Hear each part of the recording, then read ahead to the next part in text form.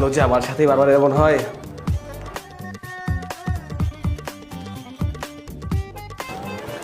আপা আসসালামু আলাইকুম। ওয়ালাইকুম আসসালাম। আপা আপনার সাথে কিছু কথা ছিল। জি বলুন। আপা আপনি কি বিবাহিত? না, আমার বিয়ে শাদী হয়নি। বিয়ে হয় নাই। আরেকটা প্রশ্ন, আপনার কি বাচ্চা আছে? এই বিয়াদবের বাচ্চা, আমার যেহেতু বিয়ে হয়নি আমার বাচ্চা কোথা থেকে আসবে? ফাইজলামি করতে আসছো? দাঁড়া, মানুষজন ডেকে এমন মার তোকে খাওয়াবো তুই নিজের বাপের নামটা পর্যন্ত ভুলে যাবি। দাঁড়া। আরে বুদ্ধিহীনের মতো কাজ করলে তো হবে না। আগে তুমি যাবে, যে জিজ্ঞেস করবে তাদের ছেলে মেয়ে কয়জন। উল্টাপাল্টা কোয়েশ্চেন করলে তো মাইর খাইতেই হবে। ঠিক আছে ম্যাডাম, এখন থেকে আগে আমি ছেলে মেয়ের কথা জিজ্ঞেস করবো, তারপরে অন্য কিছু লিখবো।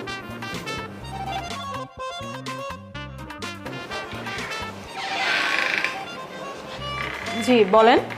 আপা আমি আদমশুমারি থেকে আসছি, আপনার কিছু প্রশ্ন করার ছিল। কি প্রশ্ন করবেন করেন। আচ্ছা আপা, আপনার ছেলে মেয়ে কয়জন? আমার 5টা বাচ্চা। 5 জন। আচ্ছা 5 জন। আরেকটা প্রশ্ন, আপা আপনার কি বিয়ে হয়েছে? কি?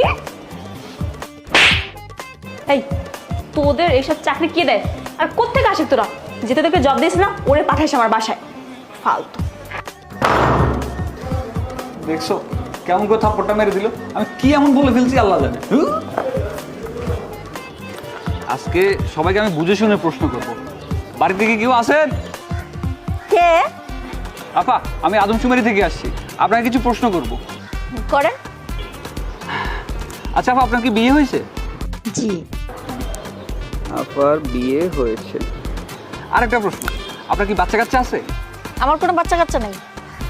এই বাচ্চা কাচ্চা নাই মানে? বাচ্চা কাচ্চা কেন নেই? আমার ম্যাডাম তো বলেছে যাদের বিয়ে তাদের বাচ্চা কাচ্চা থাকে। আরে আমার তো স্বামী নেই, বাচ্চা কাচ্চা কোত্থেকে আসবে? কেন তালাক হয়ে গেছে? আমার স্বামী মারা গেছে, তাই আমার কোনো বাচ্চা কাচ্চা নেই। জান এখান থেকে, যত সব আসছে। দূর করবো রে চাকরি, যে আসি সে খালি থাপ্পড়ে মারে। আমি কি মন্দিরের ঘন্টা নাকি যে সবাই হয়েছে আমাকে বাজায়? দূর করবো না চাকরি।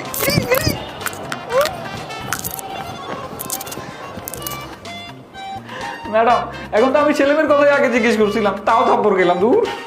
উফ, এই ছেলেটাকে নিয়ে আমি কোথায় যাবো? এত বড় একটা দায়িত্ব দিয়েছি, কোনো কিচ্ছু ঠিক মতো করতে পারে না। আরে তুমি কি পাগল হয়েছো? যে বিয়ে করেছে তার তো ছেলে মেয়ে থাকবে, এটা খুব স্বাভাবিক একটা ব্যাপার না?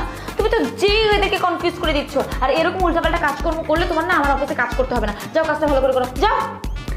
আচ্ছা ঠিক আছে ম্যাডাম, আমি বুঝতে পারছি, এতক্ষণ পরে মাথায় ঢুকছে। এখন থেকে সব কিছু ঠিকঠাকভাবে লিখে নিয়ে আসবো, আপনি দেখেন কিন্তু।